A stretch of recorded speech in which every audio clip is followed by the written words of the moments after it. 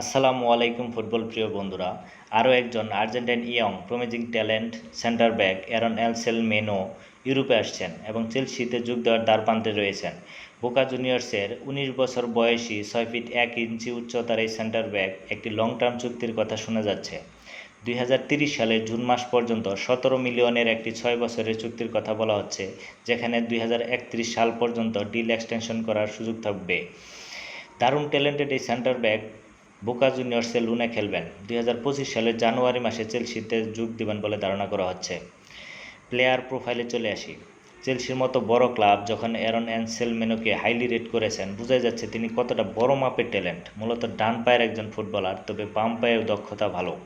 দারুণ অ্যাগ্রেসিভ এই সেন্টার ব্যাকের দুর্দান্ত ট্যাগলিং অ্যাবিলিটি রয়েছে, অনেকটা লিসান্ড্রো মার্টিনেজের মতো। স্পেশাল গুণ হচ্ছে ওয়ান টু ওয়ান সিচুয়েশনে খুবই ভালো, লম্বা হওয়ায় এরিয়ালে ভালো, হেডিং অ্যাবিলিটি ভালো, লম্বা পাস খেলতে পারেন এবং পাসিং অ্যাকুরেসি ভালো।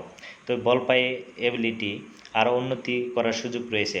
যদি উন্নতির ধারা অব্যাহত রাখতে পারেন, তবে আর্জেন্টিনা আরও একজন দুর্দান্ত সেন্টার ব্যাক পেতে যাচ্ছে। আপনি কি মনে করেন?